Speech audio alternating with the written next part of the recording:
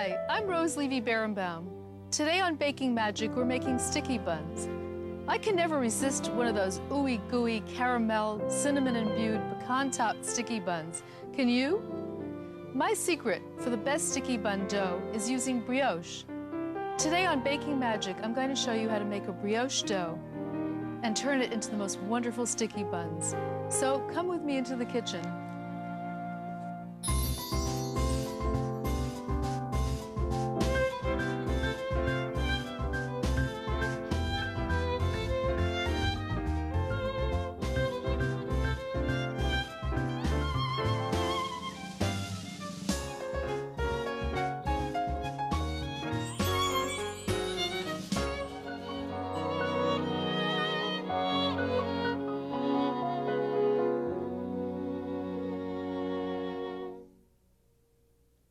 I just love making brioche dough. It's so soft and easy to work with, and it's the most versatile dough that I know.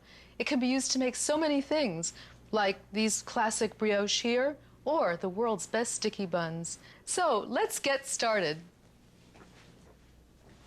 A brioche dough starts with a starter, logically enough, and this makes all the difference in having lots of flavor in the dough, just even an hour. I'm adding flour here. 1 whole egg, a little bit of water, and the instant yeast. It doesn't need proofing because it's the rapid rise instant yeast. And I'm just going to whisk it together until it's smooth. I now have a smooth batter. You can see the consistency. I'm now going to make a flour blanket. I call it a blanket because it covers the starter and keeps all the reactions bubbling and warm. I have the rest of the flour here, and it's unbleached, all-purpose flour, because bleached flour is weaker, and you won't get as nice a foamy, tall texture to the brioche. So here's where the sugar gets added, and the yeast, and that's the rest of the instant yeast. So it can be added directly to the dry ingredients without proofing. And as soon as I've protected that yeast, by mixing it evenly in, I can add the salt, because yeast does not like salt. Salt is necessary for the flavor, just as in any cake or bread. And now, I'm going to dust this mixture over the sponge. You can already see little holes in the sponge, and that means that the yeast is working. So, I'm sprinkling this flour mixture over the top of the starter, my flour blanket, and it's going to sit for a minimum of an hour to develop flavor. It can sit for 3 hours if you like. And you're going to see how it's smooth on top now, but after just a half hour, it starts having little fissures and cracks, and the starter starts bubbling through the blanket. I'm going to show you one that's been sitting 3 hours. Wait until you see what's happening. Here is what's left of the flour blanket. It's as much starter as it is flour blanket. And that's perfect. You know that the whole mixture is bubbling and it's alive. And that's the fun of doing bread and working with yeast, is you know you're working with something that's alive. In order to keep the mixture from overheating, I use the remaining eggs. The remaining 2 eggs are cold from the refrigerator.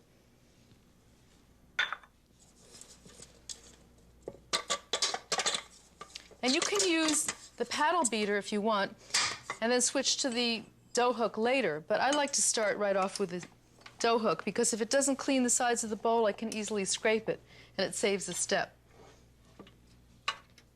So start on medium.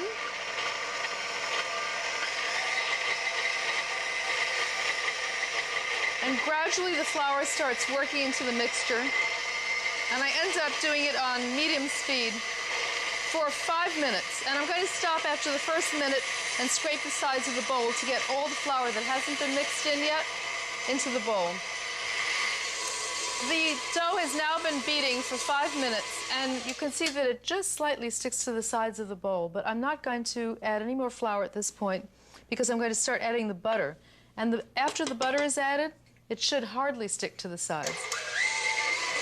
So on medium speed, I'm adding the butter, and it's softened, otherwise it doesn't integrate easily. I'm adding about a tablespoon at a time, and as soon as it gets mixed in, I add the next tablespoon until all of the butter is used.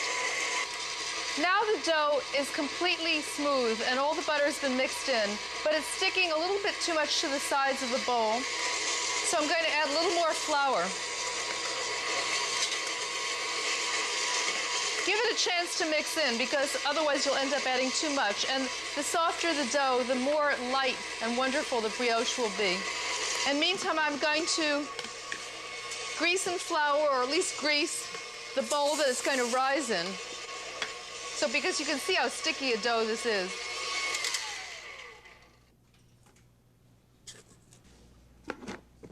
Now it's going to sit for an hour approximately at room temperature when it's going to double in volume. But don't punch it down, don't deflate it. You can see this actually has tripled in volume, which is okay too. So let's take a look at it and see how it's doing. It's really light in volume, full of air. But if I punched it down now, if I deflated it, all the butter would come right out because it's holding so much butter and it needs to be set and chilled. So chill it for an hour. It will continue to rise a little in the refrigerator, so you really can't wait much longer than an hour. You can let it sit as long as an hour and a half, but it will continue to rise and could deflate on its own. Now I'm going to deflate it gently. And when I say gently, I don't like that term punch down because you'll lose all the butter if you do that. See how it's just gently deflating? You wouldn't believe that all that air could make the dough become so increased in volume. We're not going to flatten it out completely. It's just we're going to keep it from over-rising. This looks good, and I have one that's been refrigerated for an hour that is ready to be folded and turned. Until it gets refrigerated for that second hour, it's going to be too sticky in order to do this. And what I'm doing here is I'm redistributing the yeast because yeast is feeding on the flour and the sugar.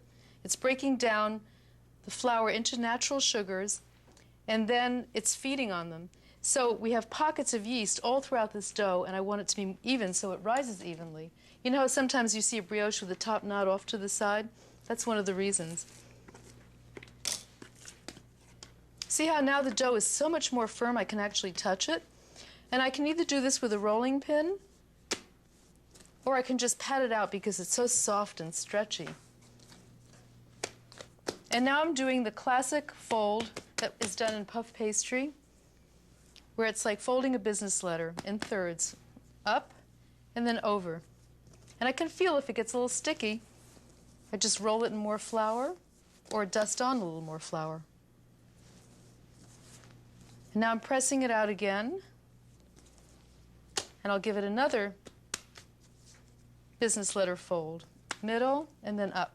And I have a nice little dough package that can now sit, and it's best to let it be refrigerated for at least 6 hours, up to 2 days, before I use it to make whatever kind of brioche or a sticky bun that I choose. I'm now going to wrap this loosely in plastic wrap because it is going to grow even when it's in the refrigerator. But dust it first, because remember how sticky a dough it is? Dust it with flour on all sides, or it will stick to the plastic wrap. It will absorb most of this flour, actually.